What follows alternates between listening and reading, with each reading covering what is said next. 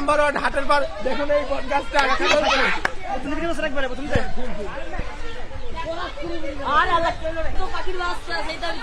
আমাদের এই হাট ঐতিহ্যবাহী প্রায় 300 থেকে 300 বছর আগে।